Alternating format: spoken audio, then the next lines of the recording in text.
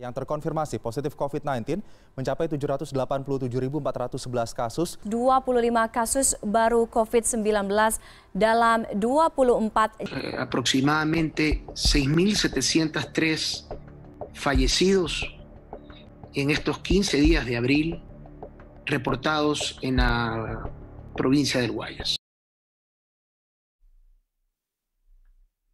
Oke teman-teman, kita sudah tahu bahwasanya COVID-19 atau Coronavirus Disease 2019 ini adalah salah satu penyakit yang menginfeksi pernapasan gitu kan, yang disebabkan oleh virus SARS-CoV-2 teman-teman kan. Jadi akibat dari kejadian COVID itu teman-teman, banyak kali negara-negara yang mengalami kelumpuhan ekonomi gitu. Mulai dari segi ekonomi, habis itu taraf hidup dan lain sebagainya. Jadi meningkatkan ketakutan lah kepada kita sebagai warga-warga yang terkena gitu dampak dari penyakit SARS-CoV ini teman-teman. Tapi teman-teman, setelah itu lambat laun COVID ini bisa diatasi oleh munculnya gitu obat-obat yang bisa menangani penyakit-penyakit dari COVID itu teman-teman. Jadi di balik kesuksesan itu ada salah satu ilmu IT yang mempelajari tentang hal tersebut teman-teman. Bagaimana sebuah obat itu bisa diciptakan berdasarkan dari identifikasi DNA dari si penderita atau dari penyakit itu tersebut teman-teman, atau dari DNA virus tersebut. Jadi bidang yang mempelajari dari ilmu yang mempelajari dari ini teman-teman, yang kayak selain mempelajari DNA dari manusia atau DNA penyakit untuk menciptakan sebuah obat, menciptakan sebuah teknologi baru yang berhubungan sama DNA ini adalah ilmu bioinformatika teman-teman. Apa sih bioinformatika itu kan? Jadi bioinformatika atau bioinformatics teman-teman adalah sebuah bidang teman-teman yang menggabungkan ilmu terapan seperti biologi dan ilmu komputer sains teman-teman. Ilmu komputer dan juga matematika, serta nanti ilmu matematika turunannya seperti statistik nanti untuk di sini teman-teman menganalisis dan memahami data biologis, terutama data dalam jumlah yang besar yang dihasilkan dari eksperimen biologis teman-teman, seperti sequencing DNA gitu teman-teman, analisis ekspresi dari gennya, dan proteomik teman-teman. Jadi bidang si bioinformatics ini teman-teman, kita bisa katakan memainkan peran penting lah dalam biologi modern gitu, membantu para saintis atau ilmuwan nanti memahami struktur polanya ini dan hubungan dalam data biologis yang sangat kompleks gitu teman-teman. Jadi konsep si bioinformatika ini teman-teman adalah konsep di mana biologi yang berbasiskan dengan data gitu. Dengan ini adalah kayak istilahnya kita sebagai mungkin secara ilmuwan gitu mengumpulkan, habis itu menyimpan, mengelola, serta nanti dalam artian di sini menganalisis data juga. Datanya ini data biologis menggunakan ya algoritma dan software atau hardware khusus gitu teman-teman. Misalnya setiap kali kita mendengar tentang penelitian gen atau vaksin, jadi memungkinkan besar teman-teman si bioinformatika ini terlibat dalam proses analisis data tersebut gitu teman-teman. Jadi konsep dari bioinformatika ini dia menyangkut teman-teman kayak seperti pengumpulan data biologis teman-teman, kayak dia bekerja dengan data biologis seperti urutan DNA, RNA, dan juga protein di sini teman-teman. Jadi dengan alat seperti teknologi sequencing genome teman-teman, kita bisa mendapatkan data genetik yang ya sangat besar gitu teman-teman. Habis itu karena kembali lagi data tersebut sangat besar dan kompleks, jadi bioinformatics ini juga berfokus pada penyimpanan dan manajemen si datanya. Misalnya kan dalam artian di sini genom manusia itu kan terdiri dari sekitar correct me kalau misalnya saya salah teman-teman, ada sekitar 3 miliar pasangan basa teman-teman, yang membutuhkan penyimpanan dalam database besar yang dapat diakses untuk dianalisis lebih lanjut gitu teman-teman.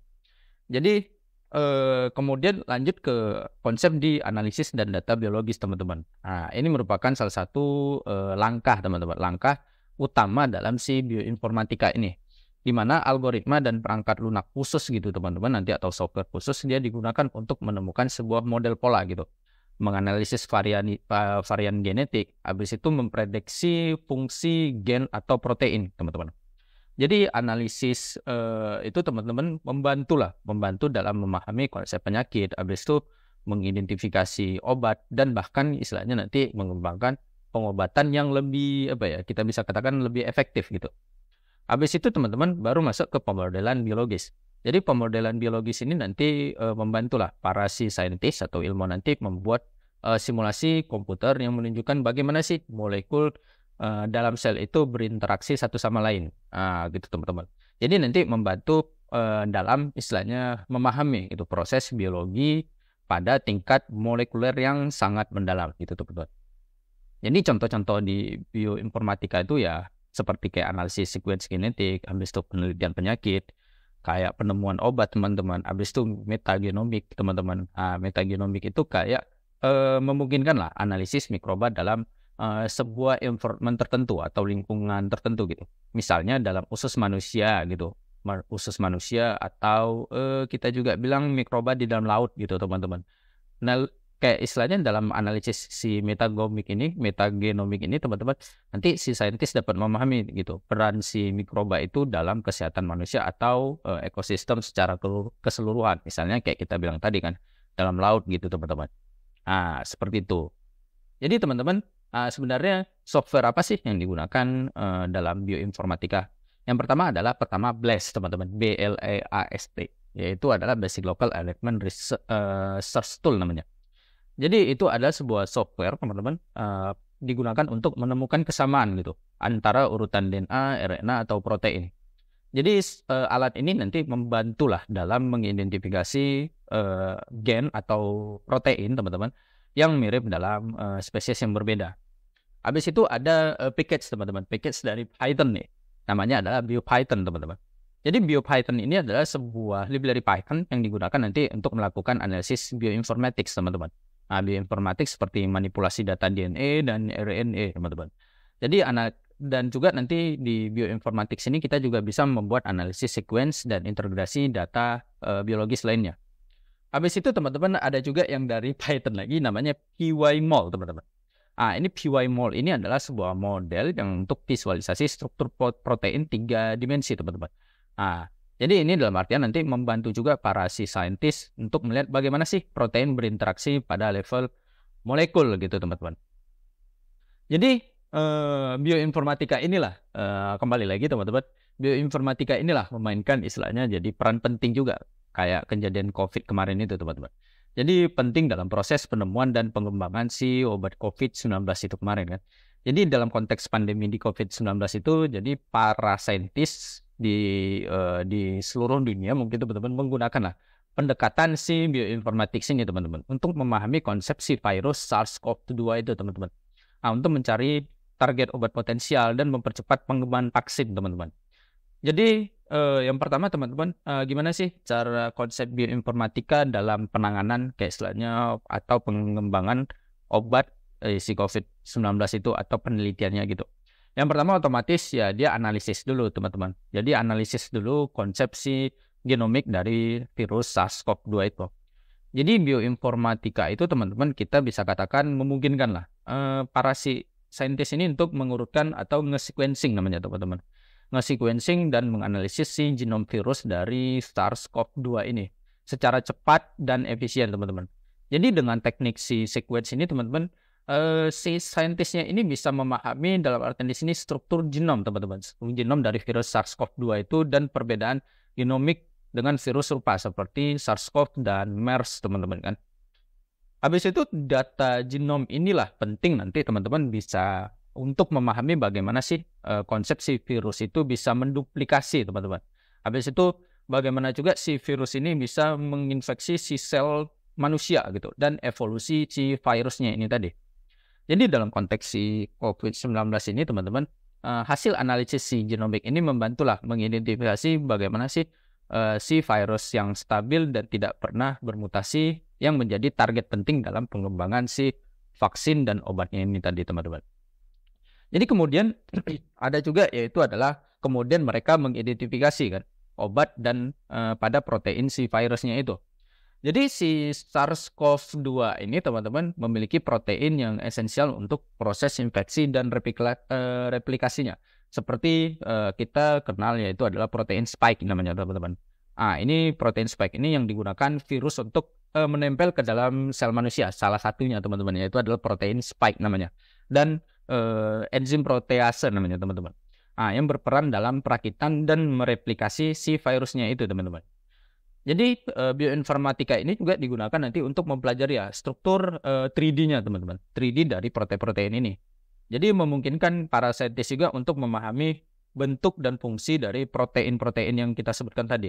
Jadi dengan model 3D ini kita bisa tahu gitu atau mereka bisa tahu mengidentifikasi dalam artian di sini pocket teman-teman atau celah spesifik yang bisa menjadi tempat penargetan si molekul obatnya ini teman-teman. Kemudian baru analisis struktur protein yang memungkinkan drug repurposing teman-teman. Teman-teman, yaitu untuk proses mencari obat-obat yang sudah ada gitu untuk penyakit lain dan bisa nanti disesuaikan untuk si COVID-19-nya teman-teman. Contoh adalah obat namanya remdesivir teman-teman. Yaitu adalah obat antivirus yang awalnya dikembangkan kan untuk Ebola gitu teman-teman, penyakit Ebola. Dan kemudian ditemukan untuk memiliki aktivitas melawan si SARS-CoV-2 ini teman-teman. Kemudian baru docking teman-teman. Docking atau pemodelan interaksi protein ligan namanya teman-teman. Jadi salah satu teknik utama dari bioinformatika ini teman-teman dalam penemuan obat adalah simulasi si dockingnya teman-teman. Jadi docking ini adalah proses di mana kita proses untuk meniru bagaimana suatu molekul obat atau ligan ini teman-teman bisa berikatan dengan protein target pada si virusnya ini. Jadi dengan menggunakan si simulasi komputer teman-teman, jadi saintis ini bisa menilai istilahnya molekul obat mana yang dapat menghambat si protein virusnya secara efektif, menghemat waktu dan biaya yang besar dibandingkan dengan pengujian fisik awal teman-teman di lab gitu. Jadi dalam konteks si COVID-19 ini teman-teman, metode-metode ini bisa digunakan juga untuk mengidentifikasi molekul obat gitu yang dapat menghambat protein protease gitu. Protease utama virus atau menghambat si protein spike tadi dari mengikat reseptor si H2 pada sel manusianya itu tadi teman-teman. Kemudian teman-teman barulah bioinformatika ini juga memainkan peran dalam pengembangan vaksin COVID-19 gitu. Jadi saintis juga menggunakan data bioinformatics untuk mengidentifikasi bagian dari protein spike ini tadi yang aman dan efektif untuk memicu respon imun dalam tubuh manusia. Jadi dia men-trigger lah imun dalam tubuh manusia teman-teman. Jadi dengan si bioinformatics ini teman-teman, bagian-bagian yang stabil pada protein si spike tadi teman-teman, yang tidak mudah bermutasi bisa dipilih sebagai kandidat dari antigen lah teman-teman. Antigen dari vaksin. Jadi meningkatkan efektivitas vaksin terhadap berbagai jenis varian virus. Teman-teman. Misalnya nih teman-teman, dalam bioinformatika ini membantu para ilmuwan nanti atau saintis menganalisis urutan genetik teman-teman. Urutan genetik berbagai varian dari SARS-CoV-2 itu tadi, SARS-CoV-2 untuk memastikan bahwa si vaksin ini dapat bekerja melawan berbagai macam strain teman-teman. Gitu. Jadi teman-teman, selain penemuan obat dan vaksin teman-teman, si bioinformatics ini juga membantu gitu dalam analisis data epidemiologi teman-teman. Melalui si analisis genetik population teman-teman, para saintis juga bisa memahami kerentanan genetik dari suatu individu atau populasi tertentu terhadap COVID-19 itu. Karena kita bisa katakan populasi antara negara A dan negara B kan konsepnya kan berbeda karena dari lingkungannya mereka sendiri-sendiri teman-teman. Dari sinilah bioinformatik ini bisa menganalisis genetik populasi itu tadi teman-teman. Jadi dengan teknik itu teman-teman, pola penyebaran virus dapat dianalisis untuk memetakan jalur transmisi dan melihat pola mutasi teman-teman. Dan membantu menentukan efektivitas intervensi kesehatan masyarakat dan membantu evolusi virus dalam skala populasi gitu teman-teman. Gitu. Jadi dalam artian di sini teman-teman, penggunaan bioinformatika dalam pengembangan vaksin seperti mRNA, seperti yang dilakukan kayak istilahnya PGVR, Biotex, dan Moderna itu kan sangat penting dengan menganalisis data protein virus melalui konsep bioinformatika ini. Jadi saintis dapat membuat sequence mRNA yang mengkode protein spike dari SARS-CoV-2 itu tadi teman-teman. Jadi bioinformatics ini juga teman-teman memastikan sequence mRNA yang dipilih memiliki stabilitas dan efektivitas terbaik untuk menginduksi respon imun teman-teman tanpa resiko memicu efek samping yang berlebihan pada tubuh kita. Jadi gitu teman-teman, konsepsi bioinformatika ini menjadi peran penting atau peran vital gitu teman-teman dalam pengembangan kemarin itu pada saat terjadinya suatu gejala epidemik teman-teman, epidemik yaitu adalah COVID-19 teman-teman yang terjadi di seluruh dunia teman-teman, terkhususnya kita kan Indonesia. Jadi peran bioinformatika itu tadilah yang kita sebutkan sangat membantu teman-teman dalam mempercepat proses dari pengembangan vaksin itu teman-teman. Jadi berbeda pada zaman dulu kan karena kan tidak ada teknologi komputer teman-teman. Jadi dengan adanya teknologi komputer ini kita sebagai manusia bisa mempercepat gitu teman-teman pengembangan vaksin jikalau terjadi penyakit-penyakit atau virus-virus yang sangat merugikan kita teman-teman dan menjangkit populasi-populasi di suatu daerah atau di suatu negara teman-teman. Untuk informasi-informasi lebih lanjut teman-teman juga kayak seperti referensi yang sudah saya baca teman-teman dan saya simpulkan nanti bisa saya kasihkan di deskripsi di bawah teman-teman untuk teman-teman baca lebih lanjut gitu sebagai referensi rujukan juga teman-teman. Jadi ini merupakan kesimpulan yang saya baca berdasarkan dari referensi-referensi yang saya baca dari jurnal-jurnal tentang virus serta bioinformatika teman-teman. Jadi nanti akan saya berikan dari GIS nanti teman-teman di deskripsi teman-teman. Jadi kalau misalnya ada kritik dan saran bisa aja teman-teman hantam aja kolom komentar atau bisa buat isu yang sudah saya sediakan nanti di deskripsi teman-teman. So, thank you teman-teman untuk hari ini. Thank you teman-teman. Thank you.